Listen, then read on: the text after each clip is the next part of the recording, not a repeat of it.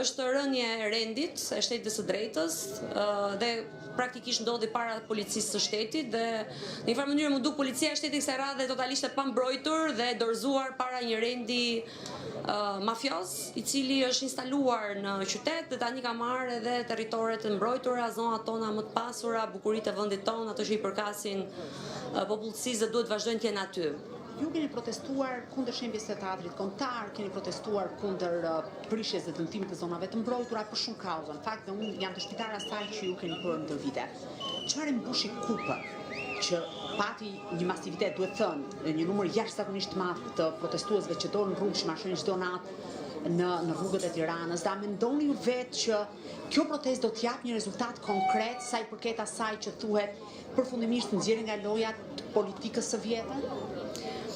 Gjatë këtyre viteve, unë mendoj që kjo ishte diçka që ishte akumuluar prej kohësh dhe ai akti i tërheqjes zvarti një qytetari ishte momenti që ndezi flakën, por këto aktet e përjashtimit, dhunimit dhe ndarjes së qytetarit dhe privilegjeve të një individi apo një kompanie apo një personazhi të famshëm kanë qenë prezente dhe kjo u akumulua në një pikë që mendoj unë që ishte ai akt barbar i trajtimit të një qytetari dhe pikërisht zhveshja e shtetit nga pushteti i mbrojtjes së qytetarit. Pra praktikisht unë atë ditë dhe shumë të tjerë panë jo vetëm arrogancën e pushtetit dhe faktin që tokat apo pasuritë po shkëmbeheshin për përfitimin e një privati, por tashmë vetë shtetin të dorëzuar dhe figurën e policisë shtetit të dhunuar praktikisht sepse u injorua dhe u përjashtua. Pra qytetarët u ndjen vetëm në atë moment, nuk kishte më askush ku t'i mbronte.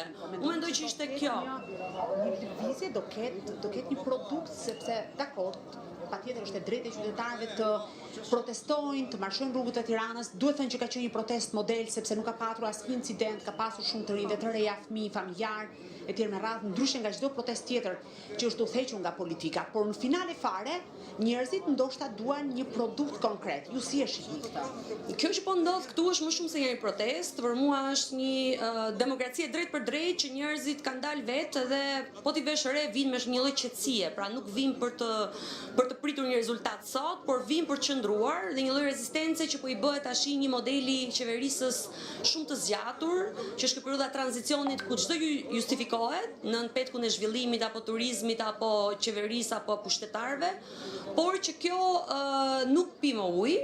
Ndaj dhe qytetarët unë i shoh që kanë dalë për ta ndaluar këtë lloj arrogancë të sjelljes së pushtetit ndaj qytetarit dhe për të instaluar më në fund atë çka është premtuar me fjalë. Pra ky akt i qëndresës është një lloj veprimi. Pra njerëzit kanë hyrë, nuk presin më t'ia zgjidhin këtë partitë, nuk kanë mundur më, pra praktikisht partitë politike kanë dështuar her pas here dhe kjo prandaj dhe është protesta ndoshta e parë me kaq shumë bazament qytetar, sepse njerëzit kanë kuptuar që nëpërmjet nuk i thon jo mashtrimit tani dhe kërkojnë një model të ri qeverisës, prandaj thorritet edhe Shqipëria e re.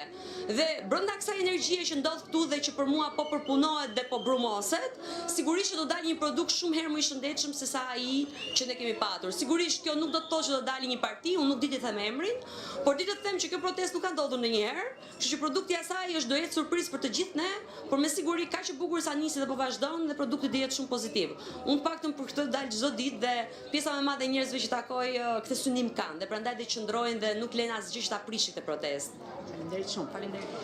Ina, një ndër surprizat e kësaj proteste, nëse mund ta them, ka qenë pjesëmarrja e familjarëve, të cilët kanë dalë me familjet e tyre, kanë patur fëmijë në protestë, që duhet thënë kjo gjë. Unë kam këtu një vajzë të vogël e cila, në mos gabohem, keni dalë gjithmonë zotërin në protestë? Ne kemi të paktën 13-14 ditë që po dalim tani, se nuk i mbajmë në fiks, po nga 1100 halle që kemi pas edhe do i kemi, na dalë një ditë halle tjera ne.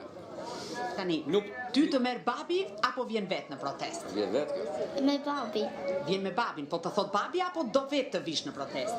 Do vetë. Po pse vjen në protestë? Thuja babin e fundit? Thuja babin e fundit? Thuja. Më pëlqen që proteston. Dhe duhet protestosh gjithmonë për drejtat e tua. Thuja.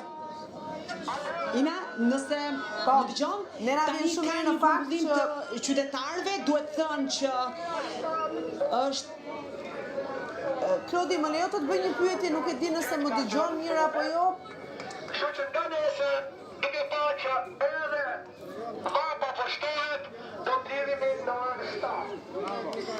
Po, është bërë një lajmërim që të mblidhe në orën 7. Po, Klodi, më lejo të të bëj një pyetje, të dëgjoj shumë mirë, jemi bashkë në transmetim të drejt për drejt. Ndoshta është shkëputur komunikimi me Klodin, e ritentojmë edhe një herë në mënyrë që të na dëgjoj dhe kam një pyetje për të lidhur me informacionet në fakt që qarkullojnë në rrjetet sociale sa i takon ultimatumit që do t'i vendoset kryeministit Rama për dhënë dorëheqjen deri në datën 20 qershor. Dua ta flas pak me Klodin këtë gjë, se çfarë pritet të ndodhë, sigurisht cilat janë pritshmëritë.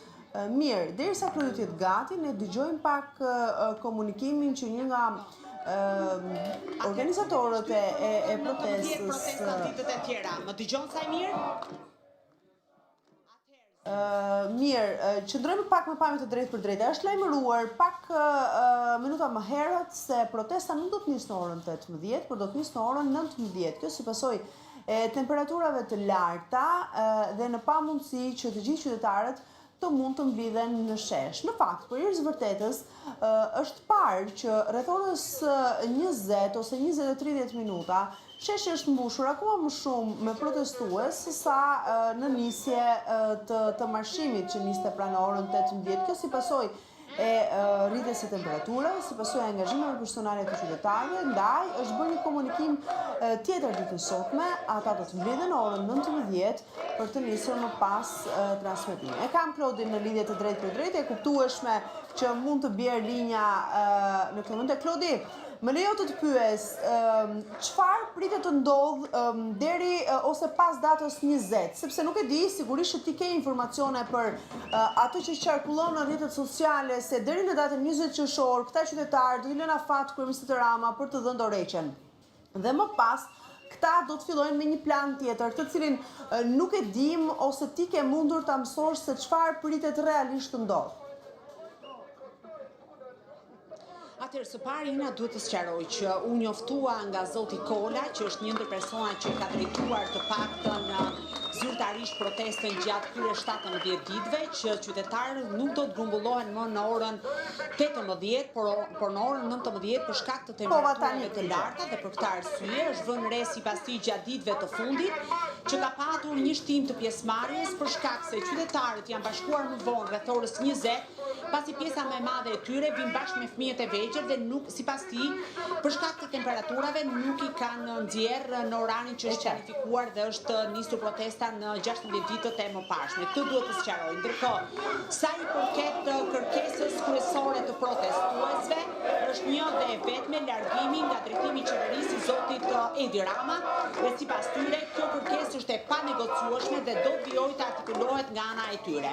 Në lidhje me pyetjen tuaj se çfarë do të ndodhë pas datës 20 qershor, patjetër që organizatorët, ata që ne kemi patur mundësi ose kemi identifikuar, kanë deklaruar që do të ketë më pas datës 20 qershor, nëse nuk ka një reflektim apo reagim nga ana e kryeministit dhe qeverisë, që duhet thënë nga mazhoranca socialiste ka patur edhe ose më saktë ka ndodhur rrjedhja e parë, ka qenë zonja Koçeku, e cila ka dalë si deputete e pavarur nga Partia Socialiste dhe nuk do të jetë më pjesë e grupit parlamentar të mazhorancës, por do të jetë deputete e pavarur, nuk vonë, pra ka qenë kryesuesja e listës së Partisë Socialiste në qarkun Shkodër. Nëse nuk do të ketë reflektim nga ana e kryeministit dhe mazhorancës socialiste, organizatorët pretendojnë që do të ketë një përshkallëzim të protestës.